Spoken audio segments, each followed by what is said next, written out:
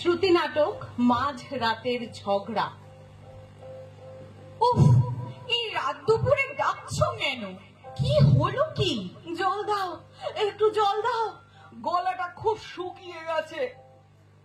ই বাবা, তুমি তো একদম ঘেমে নিয়ে একসা। কি হলো? শরীর খারাপ করছে নাকি? বুকে ব্যথা? দিশানে ফোন করবো? ধুর বাবা, তাড়াতাড়ি এক গ্লাস জল দাও। এই নাও খাও। বারবার করে বলেছি ভূতের গল্প পড়বে না। নিশ্চয়ই এবারে রবি বাসরিয়াতে ভূতের গল্পটাই পড়েছো। এই তোমার এক বাজে অভ্যাস, না জেনে শুনে মেলা ফ্যাচ ফ্যাচ করো না তো। কিসের সমস্যা সেটা তো বলবে। আরশোলা গায়ে বসার স্বপ্ন দেখলে নাকি? উল্টো পাল্টা কথা বলে মাথা গরম করো না তো। এখন রাত 3টে, ঘুম থেকে ঠেলে তুললে আবার ঘেমে নেই একসা। সমস্যাটা কি সেটা তো বলবে। স্বপ্ন দেখলাম বাড়িতে ছাপা মেরেছে। মানে? আরে বাবা, ছাপা মানে রেড, মানে থানা তল্লাশি। কে করলো? ইডি।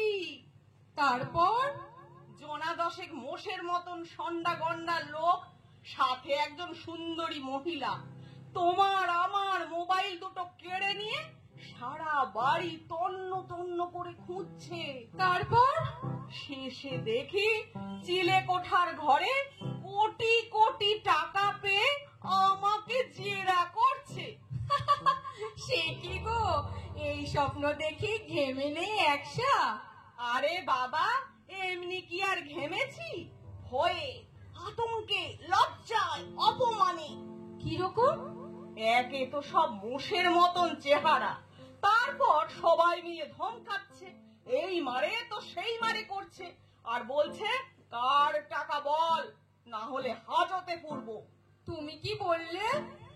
আমি মার খাবার ভয়ে মুখ ফসকে ওগুলো তোমার টাকা বলে দিয়েছি। তারপর তারপর আর কি?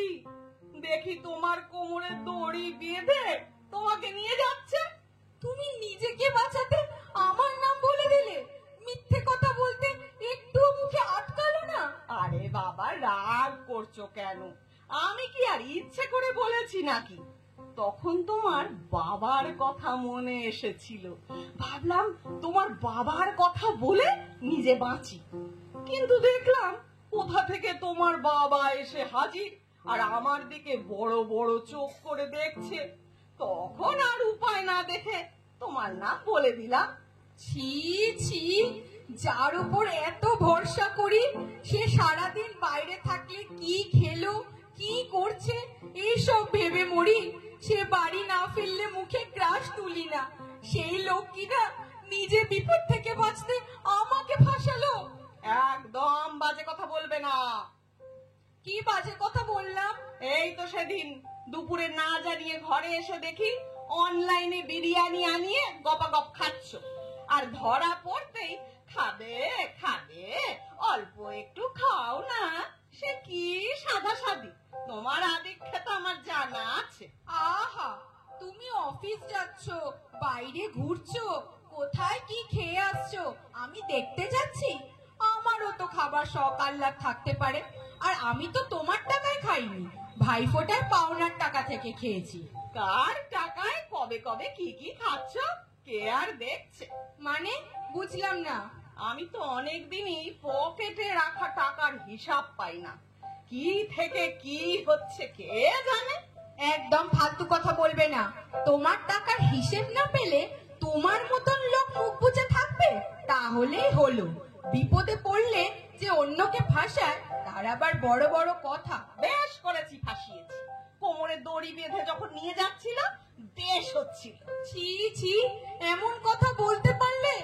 বলছি স্বপ্ন দেখেছি, সেটাকে সত্যি ভেবে শুধু শুধু ঝগড়া করছি।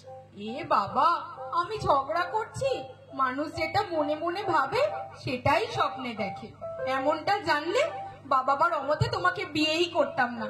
কত ভালো ভালো সম্বন্ধ এসেছিল, তাহলে আমি বেঁচে যেতাম। হ্যাঁ, আমিও বাঁচতাম। এমন হাড় জ্বালানো মানুষ হবে কি করে জানবো? বাজে কথা বলবে না। কি তোমার হাড় জ্বালিয়েছি? কথায় কথায় সব ব্যাপারে পায়ে পা দিয়ে ঝগড়া। সারাদিন খাটাখাটুনির পর রাতে একটু শান্তিতে ঘুমাবো তার উপায় নেই।